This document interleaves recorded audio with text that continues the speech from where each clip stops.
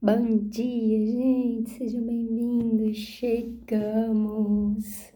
Estamos no capítulo 35 de Ezequiel, quase acabando, quase assim, em termos. Mas é isso, vamos que vamos. Quinta-feira, gente, aqui tá muito frio. E eu levantei, lavei a cabeça, né? Tem que dar um jeitinho na jubinha. É isso, vamos começar orando e aí a gente parte para nossa leitura. Hoje, não sei, vamos deixar Deus me usar, Deus falar, porque é algo que a gente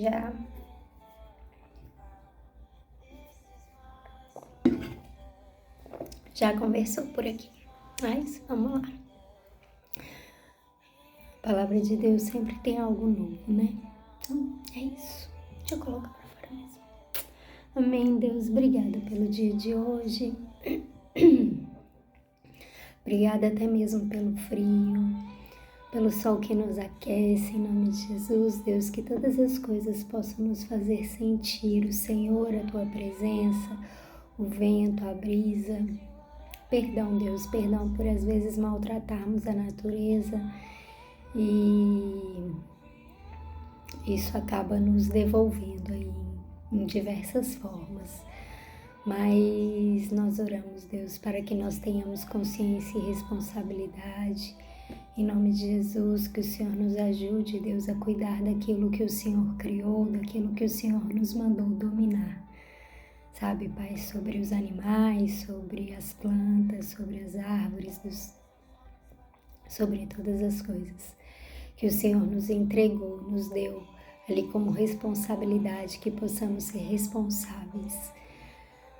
Oramos para que sejamos esses, ainda que existam ainda pessoas ignorantes ou que não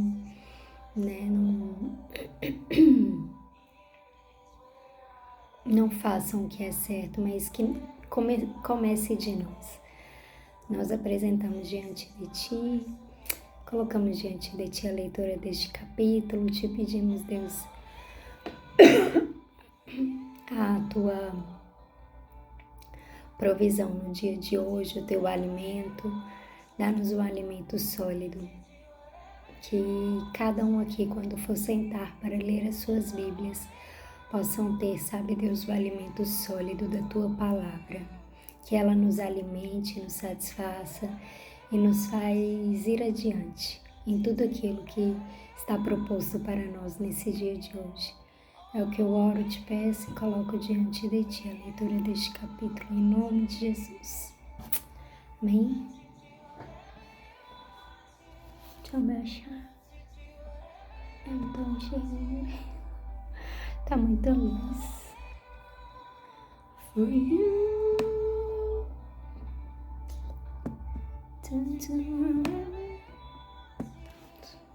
Acho que não deixa. Meu Deus, gente.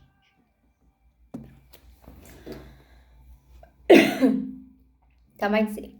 O Senhor Deus falou comigo.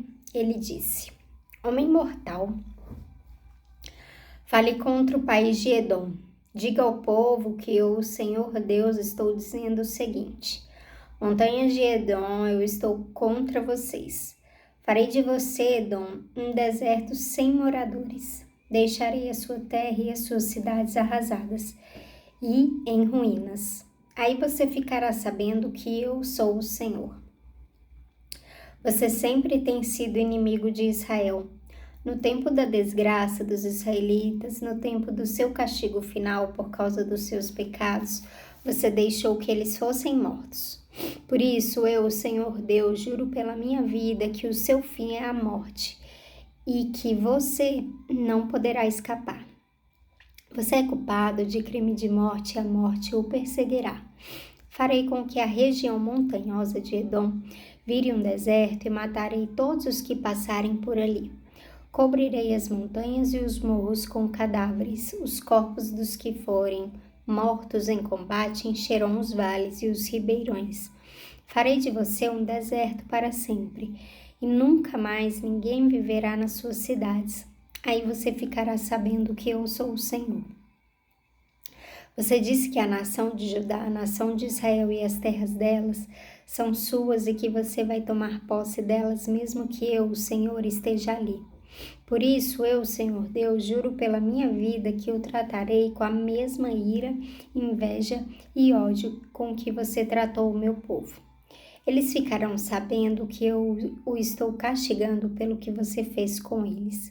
E você ficará sabendo que eu, o Senhor, ouvi você dizer com desprezo que as montanhas de Israel estavam arrasadas e que você ia devorá-las. Muitas vezes eu ouvi falar contra mim com desprezo. O Senhor Deus diz: eu arrasarei de tal forma que o mundo inteiro se alegrará com a sua queda, do mesmo modo que você se alegrou quando a minha propriedade particular, a terra de Israel, virou um deserto. Toda a região montanhosa de Edom se tornará um deserto.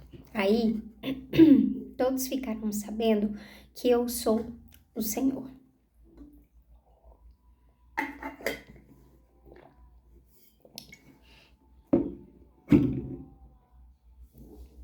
Então, Edom, para mim, a parte mais característica de Edom é aquela que fala quando ainda era...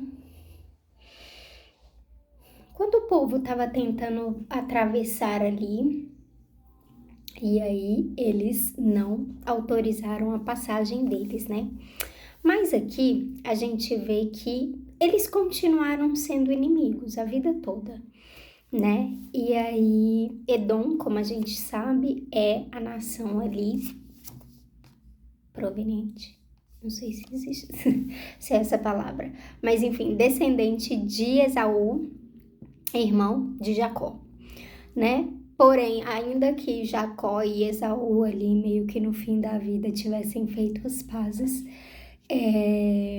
os descendentes, eles se tornaram inimigos uns dos outros, a ponto de, certa vez, né, os israelitas estarem...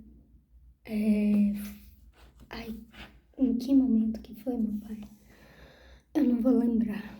Mas, enfim, precisarem ali, né, sempre precisando ali do apoio, porque eles cresceram muito. Edom também foi se tornou uma nação, um lugar poderoso, rico. Então, e os israelitas ainda naquela luta, né, naquela dificuldade ali de se estabelecer, de conseguir achar a terra prometida e tal. Então, isso bem lá atrás, né, gente?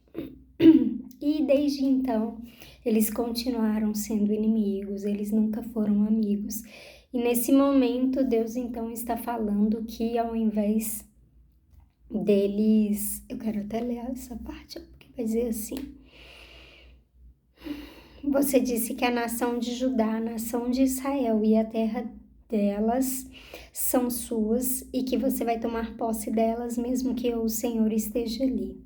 Por isso, eu, Senhor Deus, juro pela minha vida que eu tratarei com a mesma ira, inveja e ódio com que você tratou o meu povo. Eles ficarão sabendo que eu estou castigando você pelo que você fez. Não era isso.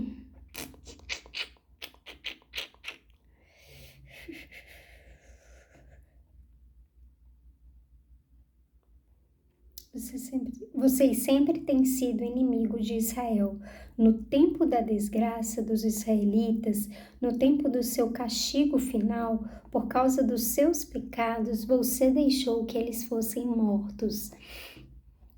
Então, essa parte aqui, ela vai deixar claro que eles sempre tiveram ali uma rixa, um tipo de inveja, né? Um tipo de... sei lá, vai que tinha ciúme envolvido, né? Pô, aquela nação ali, a tal da nação escolhida de Deus, nananã.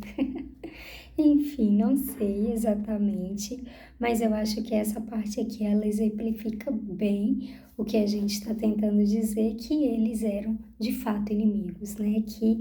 E eles tinham ali a oportunidade daquele momento eles se redimirem pelo que eles fizeram lá atrás, e Deus sempre falou que isso não ficaria barato para eles, porque vocês, em várias partes, né, que a gente consegue ler da Bíblia, vai falar assim: porque vocês não deram passagem para o meu povo, eu ficarei contra vocês. Então aqui era um momento final, era um juízo final, um castigo final, né, dos israelitas pelo que eles estavam passando, as nações ali adentrando e tal. É período da tomada ali, né, que a gente vai ver Ezequiel, enfim, os profetas falando a respeito, que a gente vai ver no final do livro de 2 Reis, de 2 Crônicas.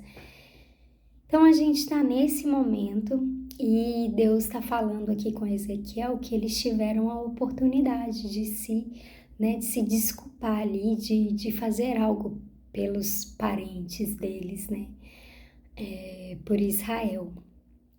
Mas eles preferiram agir com ódio e, enfim, ser ainda mais duros, ficar do lado das outras nações que estavam ali contra Israel. E aí Deus se levanta e fala que por si mesmo ele jura que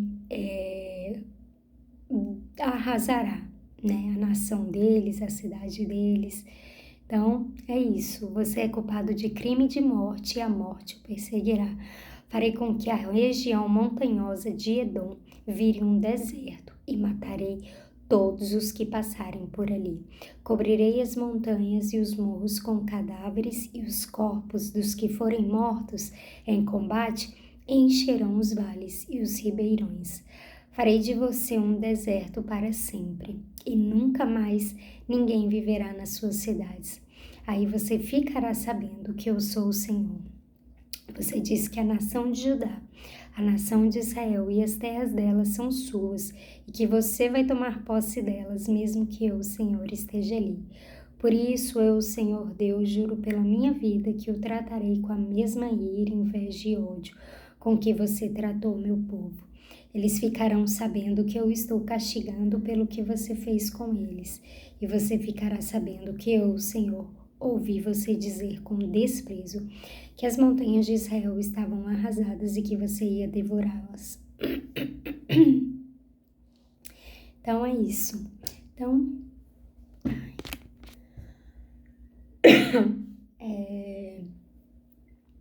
problema entre parentes, problema entre famílias, problema entre, né, essas brigas de terra, de herança.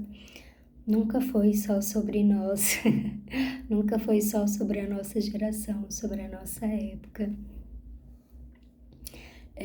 Desde muito antigamente acontece isso, e é isso. E na verdade Deus está esperando da gente que a gente se una, sabe? Eu acredito. Tá certo que, né, em várias partes ele fala: eu não vim trazer paz, eu vim trazer guerra entre irmão e irmã. Enfim, gente, eu não tenho muito o que falar desse capítulo. Mas é isso. Partiu para a próxima. Amanhã a gente vê se tem mais. Amém? Beijos. Boa quinta para vocês. Nesse friozinho de meu Deus do céu. Tchau, tchau.